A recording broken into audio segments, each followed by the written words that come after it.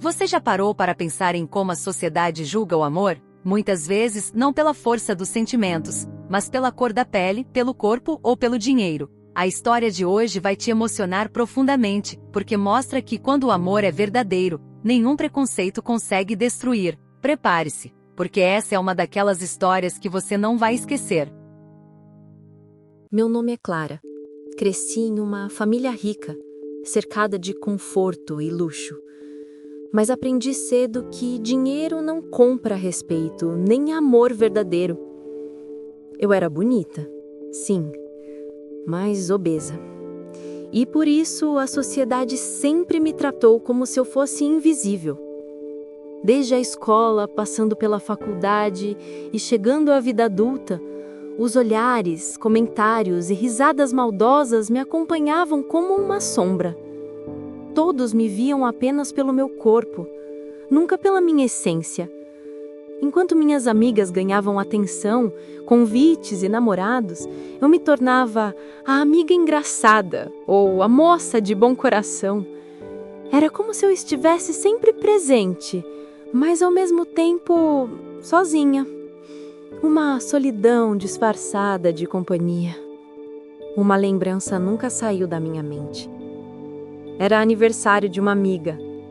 A sala estava iluminada, cheia de balões, música alta, todos dançando. Eu estava lá, segurando um copo, tentando sorrir. As pessoas se abraçavam, se divertiam, e eu me encolhia num canto, tentando ser invisível. De repente, ouvi um cochicho atrás de mim. Ela até que é bonita, mas podia emagrecer. Outro respondeu rindo. Não sei como alguém se interessaria por ela. Meu coração apertou. O barulho da música já não abafava mais as palavras.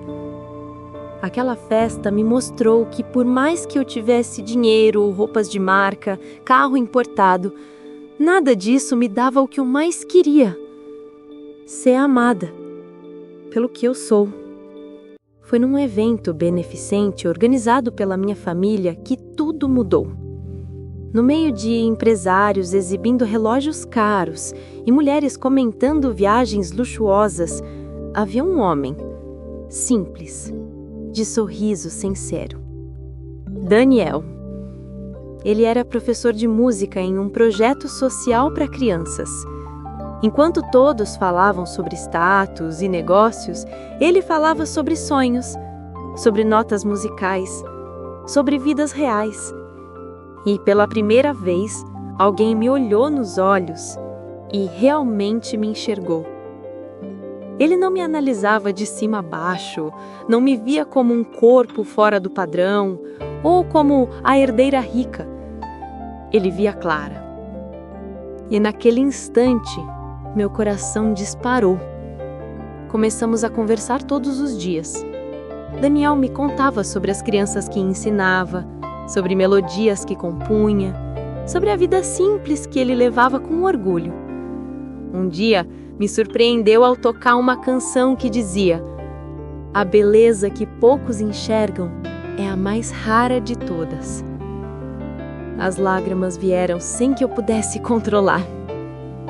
As pequenas mensagens, os bilhetes carinhosos, os convites para tocar piano juntos, cada detalhe me mostrava que algo verdadeiro estava nascendo. E pela primeira vez, eu me permiti acreditar que merecia ser amada. Mas o mundo não nos deixava em paz. Minha família reagiu mal, claro. Clara, ele só quer seu dinheiro. Não se engane, esse homem não é da nossa classe. E não parava por aí. Por ser negro, Daniel também carregava olhares de julgamento e comentários cruéis.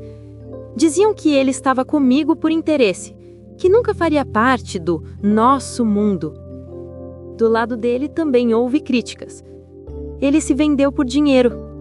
Esse namoro não é amor, é conveniência. Era racismo, preconceito e ignorância. E nós, no meio disso tudo, tentando segurar o que sentíamos. Confesso que comecei a duvidar. Será que Daniel realmente me amava? ou tudo o que diziam era verdade.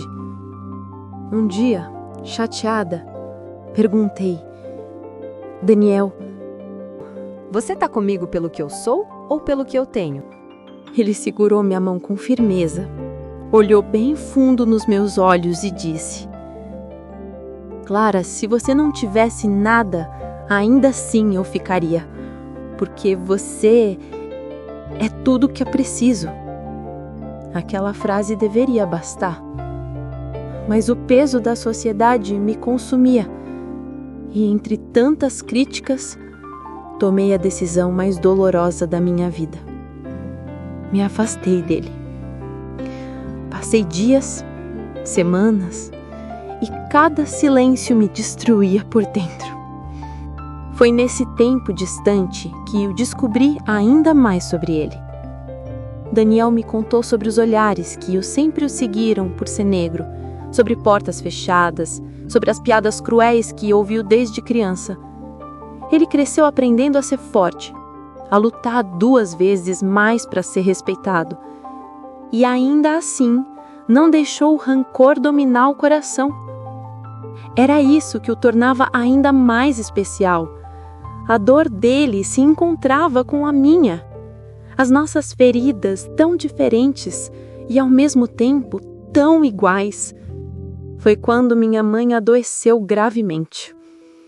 O hospital tinha cheiro de álcool, corredores frios.